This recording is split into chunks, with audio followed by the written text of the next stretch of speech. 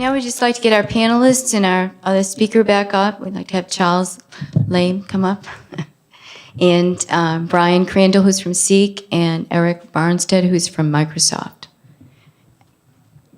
And they're going to be joining Rodney in just a minute. So hopefully we have a lot of questions, and we'd like you to at least tell us what company you're from and your name, and speak into the microphone. That's because we are video recording it, and people can't hear it otherwise. So, so do we have a question? Okay. Well, one of the things I was thinking about is the delay, and one of the things I meant to say with the Chihuahuas was that you saw that there was a human delay in even determining that. So it's still machines seem to be a little bit faster than the humans. So, and that's a really good thing. So then you can get the actionable insights fast, and I think that's really important. So we have any questions? Okay, well, I'll ask one.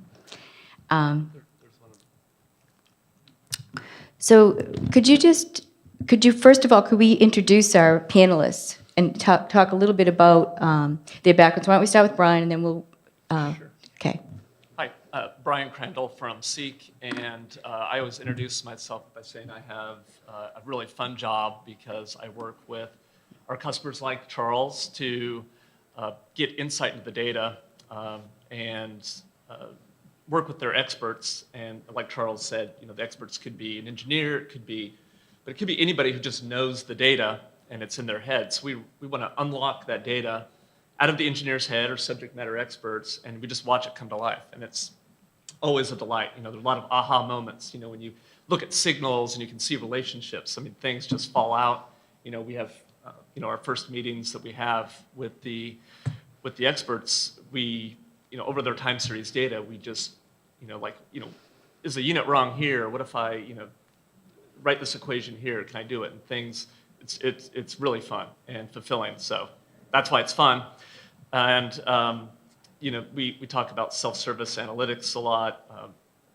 Charles used our tagline, nail it and scale it, very well. You hone in on something and then you can scale it out. And we also have another tagline at Seek called Your Brain, Our Brawn, because before we go to these guys here to take over, we have to unlock the human power that we have and make our engineers more valuable and be able to train these guys properly for the jobs they're gonna do. So we collaborate and share on that and take that insight and spread it through the organization. We don't do reports. Everything's interactive. We can ask the data. We use innovative things like linking right to the data to document and journal what we do.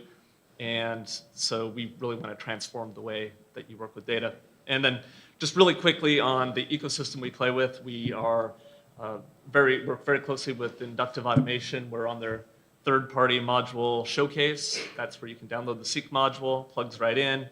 We get the data ready. It can be on-premise, in the cloud, doesn't matter where you want to do your analytics. And then the next step, which when it gets really interesting, is doing the working with machine learning and taking that good data set and working with our partners, like Microsoft and using their ML and Azure and so forth to get data and things like Now Robot. So anyway, thank you. Look forward to the conversation. Thank you. Eric, could you give like a little synopsis about your background so people know what kind of questions to ask you as well? Sure. My name is Eric Barnstead. I lead the Azure Industrial IoT team at Microsoft. We do, like our colleagues already explained, we do obviously have an IoT platform that you can build upon. Some of the things that I'm focused on right now is using open standards for connecting brownfield devices and systems in the field. And then, of course, helping folks through the entire steps for getting their digital transformation going, from connecting to visualization, which is what we've seen here, then adding AI to that, machine learning, and then creating that digital feedback loop, which allows you to actually automate the entire process, so you no longer need to have a human catching an error and then triggering an action manually. Okay, thank you. So do we have any, good, we have an audience question right here, good. Justin Wellham from 3M Company. I have a question around context, and it seems that a lot of the utility of these virtual assistants in the industrial workplace will have to do with understanding what plant you're in, what facility, especially maybe what substation, as well as an idea of what has happened recently. Has there been a problem? Is it normal operation to kind of, maybe improve a performance or narrow in on what you're actually really trying to get at efficiently without having to ask the same question 7 times over before it gets the right thing? Just if there's developments or experimentation or experiences that you had, to be interested in hearing any of those. So, I think that, Okay, Rodney, that one's that's to me. great. Yeah, so one of the things that we're looking at doing, and again, as you saw at the very end, what we want to do is be able to take not only situational awareness, so being able to understand where you are in a given location, but then being able to take data from that given location, putting it all together to understand then what's going on out there. So and especially what's going on out there from where you're sitting. So so the idea, especially in that respect, it was understanding that this feeder is giving these alarms. It's also, we're looking at the recloser, it's giving this form of analog data, crunching that all together with where you're at, where that device is, and then spitting out an analysis on it. So what we're really trying to go from in a larger context is grid intelligence. That's one of the things that we're really trying to look at. So we know all these numbers kind of go on the screen and we understand what's going on, but we really want to understand, what is this telling us? If I see 10 meters out in one location and then I see I've lost some telemetry over here, do I have an outage, or is just something going wrong in this area, or do I have a fault? What's the difference, and what does that look like? Okay, do we have another audience question? Yeah, we do, right here.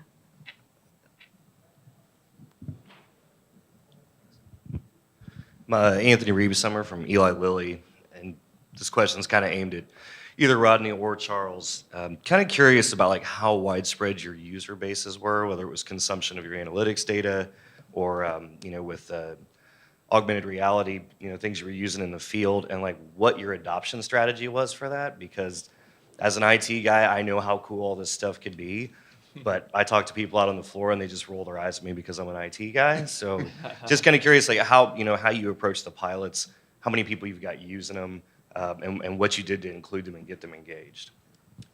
So in our case, we've got, we picked a dozen or so engineer analysts from different parts of our company. So on the facility maintenance side, we've got folks trying to figure out how well the separation at the tank batteries is working. So they've got a key interest in that. And so what we did is we introduced them to the system early. And so brought in Seek a couple times, gave a 4-hour training session. And so we're a big Spotfire user, and it's a great tool. But when we're pulling in our time series data, it takes if you want to go back several years, it takes quite a bit of time. And so with Seek, the data's available. It's in an easy format for us to be able to parse through certain types of assets. And so people saw that and they said, wow, I can go to this data relatively quickly.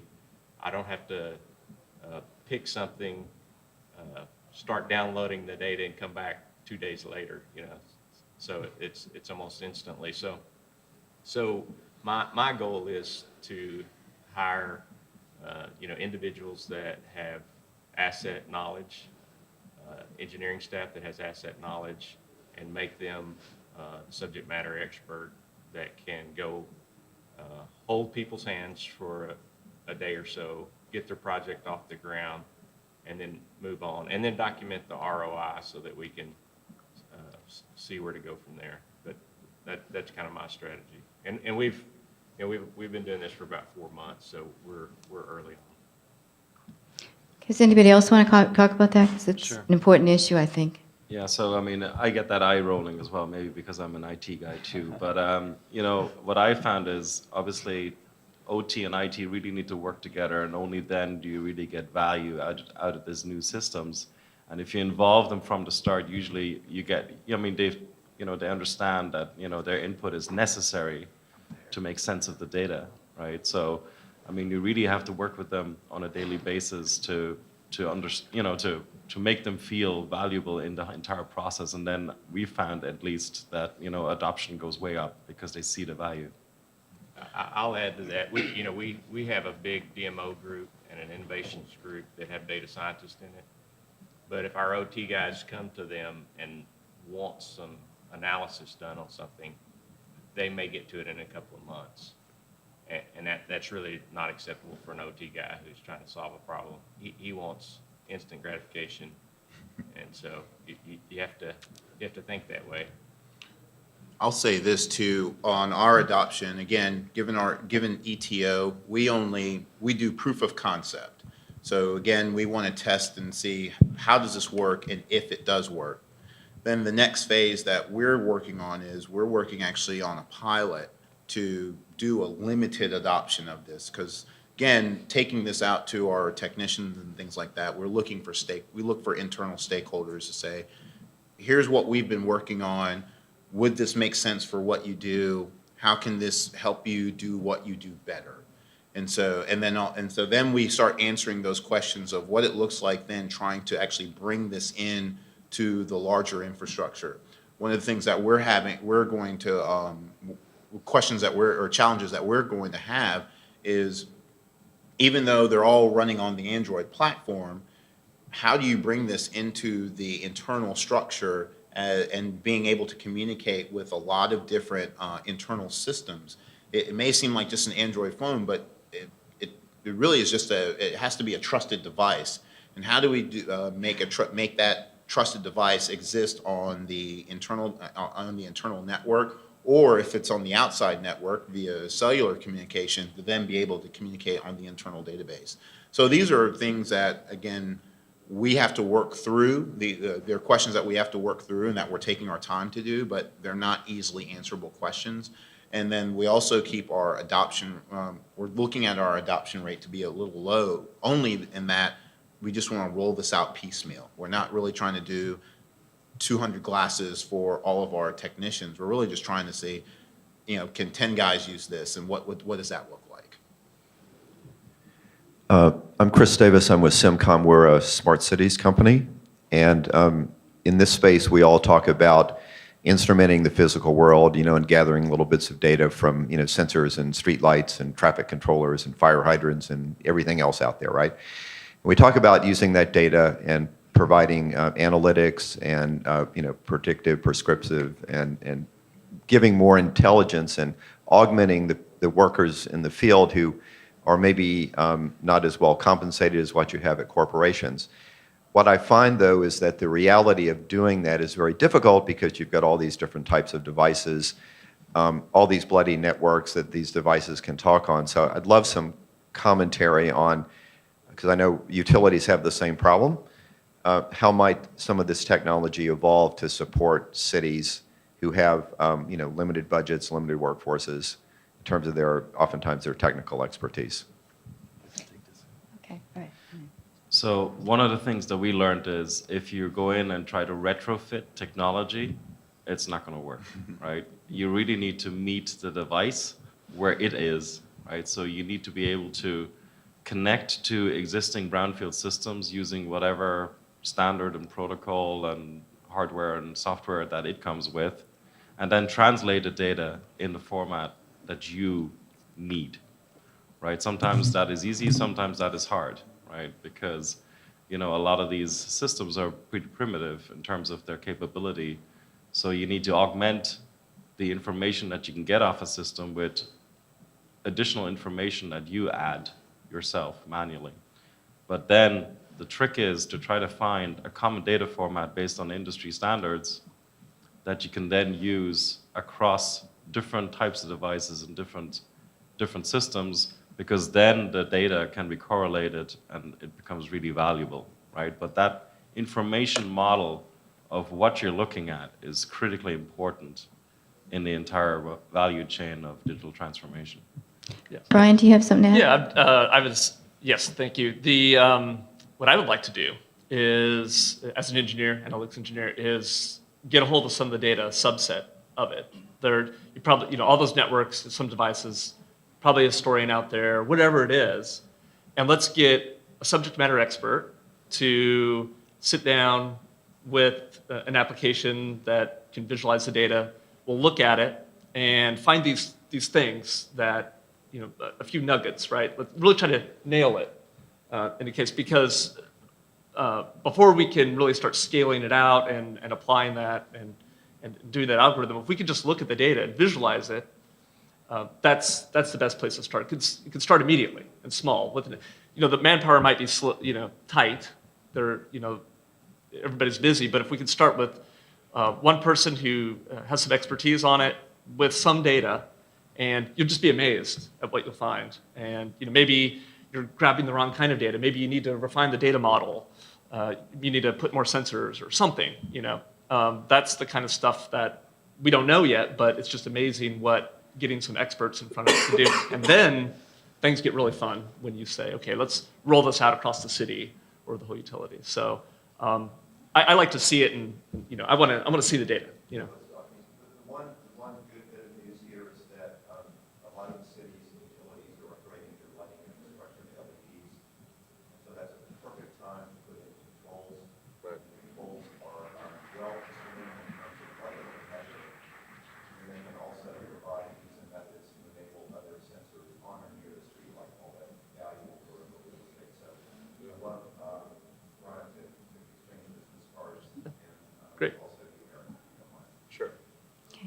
So Great. I would also add to that, in the oil and gas industry, we have technology that dates back to the mid-'70s. That's the other problem. So we currently we use a product called Kepware, Kep Server, and it can talk to just almost any device that we want to. But some of our networks are overloaded. We've gone through the last 10 or 15 years adding thousands of devices to our networks, and so you guys probably know Arlen. You've probably heard him speak before, but he's a co-inventor of MQTT, and we really feel like that's a great avenue for us to chase. It's it helps free up bandwidth, and it's a subscribe publish model, and it works well with. We believe we can publish data to Azure and to our SCADA system and to our other production accounting systems and that sort of thing. So I think it's a great tool that's kind of up and coming. It's been around a long time, but just kind of taken off. So that's actually a great plug for OPC UA, right? So I'm very involved with the OPC Foundation, and especially when it comes to connecting brownfield systems, KepServer EX is a great example where Kepware has invested in actually building these adapters for all the different types of brownfield devices, putting them into a consistent data model using OPC UA, and then connecting now with the new OPC UA PubSub standard that was just released on Friday, being able to connect those systems to cloud systems like Azure using MQTT, right? So there are companies out there that specialize in these brownfield universal adapters, but the main thing is not the adaption, it's adding the information model of the devices, because only then can you make your data valuable. Most of these assets in the city are down. Right, exactly. Hybrid. Sounds Blackfield. So, there's another question over here. Yes, Steve Mangle, Buckeye Partners. Is a question for Charles and Brian. What I hear from Seek, it's what you've used it for is a lot of historical analysis of data. Have you used it at all for near real-time data analysis to be able to give control centers information and feedback, say like for pumps and where they're running on a pump curve and how they might make better decisions in operations as far as, say, the pumps that they use or the rates that they run? Sure. Yeah, go ahead. Yeah, great question. So as far as the real time goes, or near real time, we have that capability as well to visualize things that are in progress. So when Charles showed the capsule concept with these time periods that are interesting, that there's something going on, that's something's here. There was some thought going into that. we can actually detect those as they're occurring now. And just like other applications and other trending tools where you can see now what's happening now, when you combine that in-progress capsule concept with data that's flowing in, you can get that real-time monitoring kind of approach. And but it always goes back to how you inform that monitor is always derived off of what happened in the past with the history. So we started looking at the history and doing the analytics on that, and now we're kind of on the predictive analytics side, and we'll move on to the prescriptive at some point. But this is kind of where we're at now. It's definitely a focus for us. We have three control rooms where we monitor both our pipelines and our production facilities. And so once we get the staffing in place, we'll start working with the operators within the control room, identifying the things that they need us to focus on. And then, of course, there's just so many opportunities that they're almost endless. So you just got to kind of pick the most project that has the most return. Okay, so any more questions? Well, I actually have a couple questions, though. If somebody in this room wanted to get started on the path to using like advanced analytics, some of those applications, or artificial intelligence, how would you tell them to start? Like, what would you look at? Well, we just started from a question, which is a lot of how our group starts from certain things, but it's just what if? And then really, because you start from a limited pilot or a limited use case, keep your question and keep your want small, and then grow from that. So it's easy to start, like for glasses, it's easy to start with one pair of glasses, see what it does, see how it works, and then go from there to say, okay, answer a question. How would I use this in the field? What are the steps to do that? And then it grew into, well, if I had procedures, then how would I implement those procedures in the glasses? And then it grew from, well, what if I wanted 10 folks to do that with? Again, with the robot, it grew from, okay, here's this robot. What does it do? How does it work? Then it grew into, well, if I can program it to do Tai Chi, can I program it to tell me about my substation? What does that look like? And then it grew out from, okay, it told me about this one feeder, but or one generator or a transformer, can I have it tell me about what's going on a feeder inside an entire substation? So start your want and your ask small, and then grow from there. Okay. I would add to that. I mean, similar to what you just said, I mean, you really want to start with just connecting a single machine, right? And get some insights to that, and then scale out. There's no point in boiling the ocean. So we actually have a white paper on our website. It's like a 6-step process and how to start with your digital transformation. And it's exactly the same methodology. Just start with one machine, get some early insights, and then scale out. Okay, I'm going to ask a couple more questions, but before I do, I just wanted to say that at the break that Rodney has he's going to demonstrate he thought it would be too disruptive because it would interrupt people's conversation. So if you want to see it actually in action, he volunteered to do that. So my next question is about the analytical programs that you have.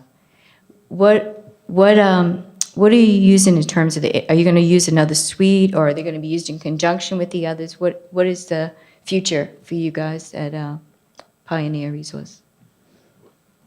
So our our DMO group and our innovations group are trying several things, working with Microsoft to really build that out for long term. But it's interesting that I really wasn't looking for Seek.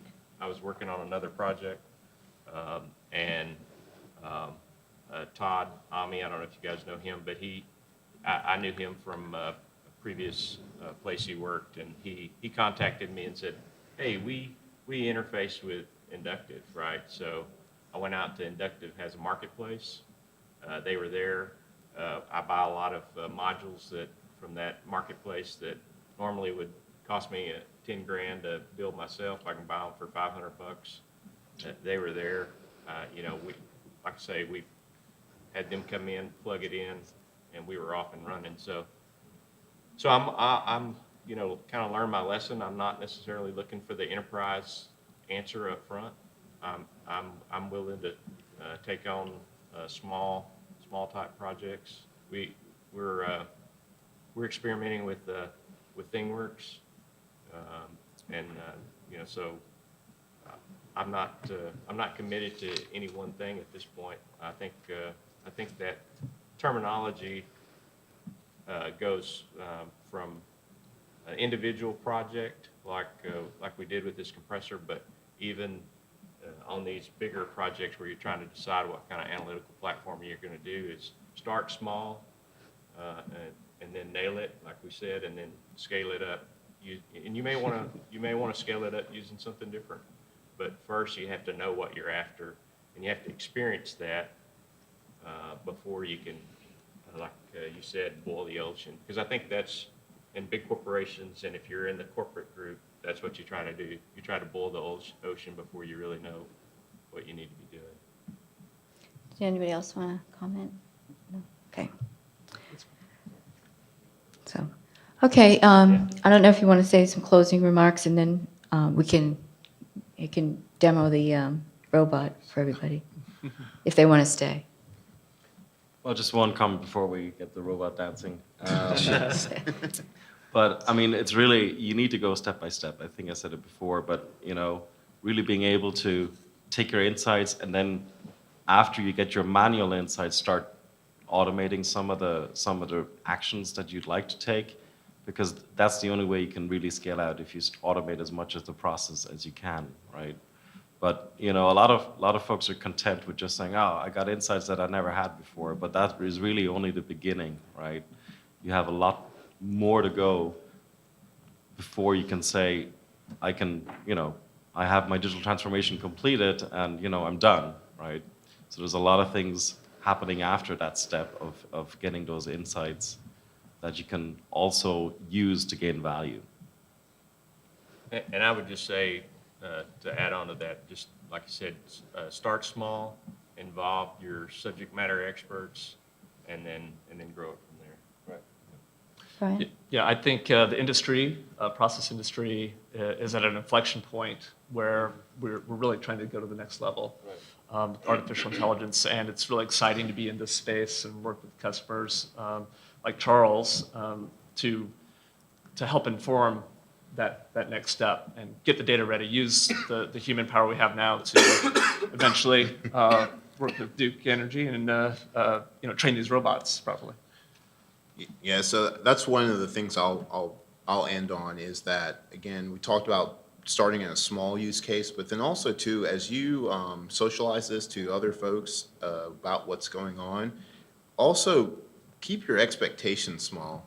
Level set their expectations too, because a lot of times it's like, oh, you're working with a robot, that must mean it's going to do all these amazing things, and it's like, well, there's a potential for that, but we're starting off with a very small and limited use case, and so again, not boiling the ocean, not expecting the world out of not expecting the world out of this. Just, we've got 20 questions we just needed to answer. Let's just start there, and then let's grow. Let's grow the ability for it. So that's one of the things. That's the big thing I will leave. It's just that when we talk about this new innovation, keep the level of expectation small, especially as you socialize it. If you socialize it to other folks. Thank you. All right, well, thank you very much. I thought they were world-class presentations that we had today, and I really would like to thank the speakers. I'd like to thank Charles Lim, who's from Pioneer Resources, and particularly their companies for giving them the time, and also Rodney James from Duke Energy, and our panelists who were terrific as well, Brian Crandall from Seek, and Eric Barnstead from Microsoft. So I'd like to just give them a round of applause, because I think they did a terrific job. And so